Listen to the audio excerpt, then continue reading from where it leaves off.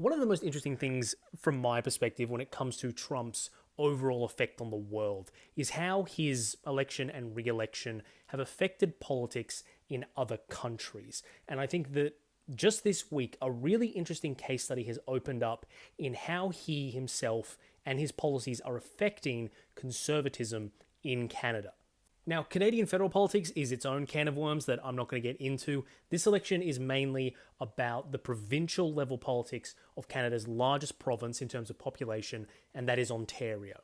Now, the governing party in Ontario is currently the Progressive Conservative Party. They're just coming up to the end of their second term, but the leader of the Progressive Conservatives and the state's premier, Doug Ford, has called early elections more than a year early. And he said that he's doing that for one very specific purpose, and that is getting as big of a mandate as he possibly can to stand up specifically to Donald Trump. Now, if you don't know Doug Ford, you might remember his brother, Rob Ford, who in the early 2010s was the mayor of Toronto, Canada's largest city. And Rob Ford kind of became a media sensation in the United States while he was mayor of Toronto. Not for anything policy-wise, but because he admitted to smoking crack cocaine while in office. And during this time, Doug was a member of the city council. So the two worked together, they had a radio show together, and they had a talk show together for a short amount of time. So these two had a lot of presence in media at the time and were established names in Toronto, if not all of Canada.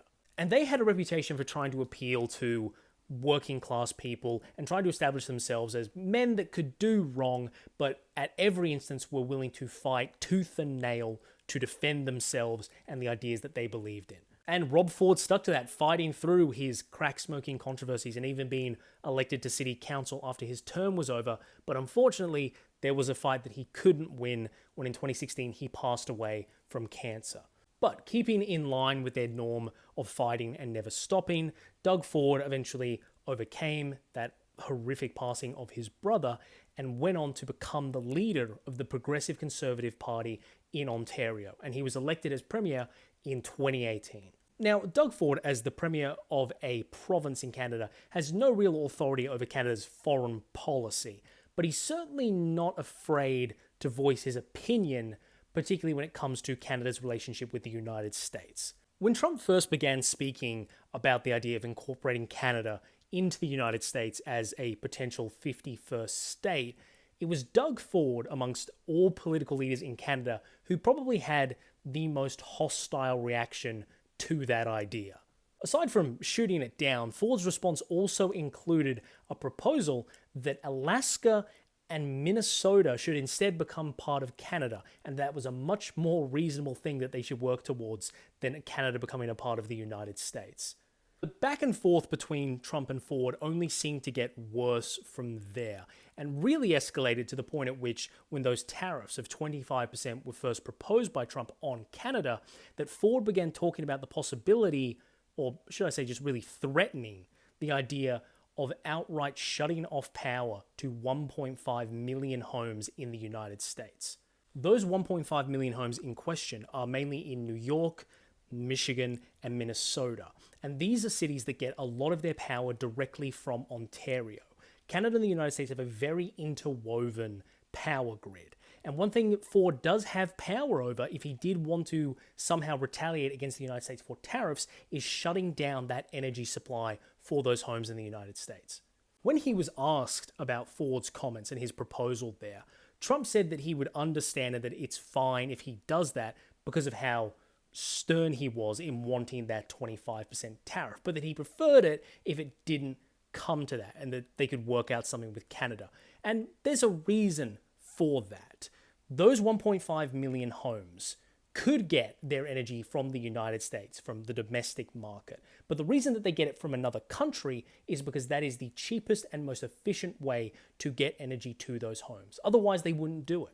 It's an interesting question. How do you think the Republican Party is going to react when the trade war that Trump hypothetically kicks off, first and foremost, leads to hundreds of thousands of homes in the swing state of Michigan having their power bills skyrocket? So anyway, that's how that spat kind of unraveled between these two conservative-minded leaders who, honestly, kind of even look like each other if you squint at a distance. But anyway, that brings us to now. And this week, Ford has called his election, and his campaign is seemingly entirely based around a politician from another country instead of the actual political parties he is running against. Now, I'm sure there have been instances in the past that I'm just forgetting, but I genuinely can't think of a time while I've been following politics where someone in a Western nation has defined their campaign specifically by opposition to a politician that isn't even in their country, or at least not to the extent where they are ignoring their opposition domestically. Now, this is a gross oversimplification, but a good way to think about Canadian politics is that it is essentially a three-party system. The names may change, there may be some odd alliances here or there, but the basic fact of the matter is that there are three real political forces in the country. You have the Progressive Conservatives, who their name may change from province to province, but they are the right wing of Canadian politics. Then you have the Liberal Party, which is more centre-left, tries to paint itself as like the reasonable party there, the party of Trudeau and such. And then you have the NDP, which is a more left-wing party than the Liberals. And these are the three parties that really matter in Canada.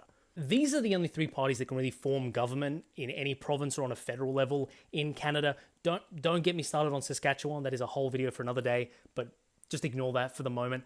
So these parties are going head-to-head in this election. So Doug Ford has two major opponents in this election in Ontario.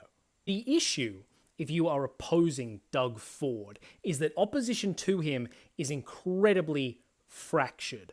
The Liberal Party and the NDP have pretty much perfectly split opposition to Ford right down the middle, and neither of them are in a position to completely fall off the map or really challenge Ford in any way as they cannibalize each other's support. Add on to that the fact that the Green Party in Canada is actually somewhat of an electoral force. What you really have is left-wing parties, or centre-left to left-wing parties, completely splitting their support amongst three different entities where Doug Ford has completely consolidated Conservative support within the province of Ontario.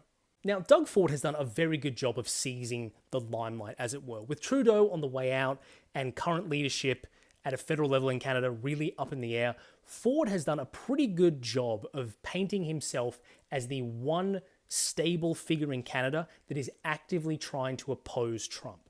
I think it speaks volumes that the American president is so repulsive within Canada that a conservative can stitch together a campaign purely based on opposing that president, and honestly, probably will end up getting re-elected in a landslide.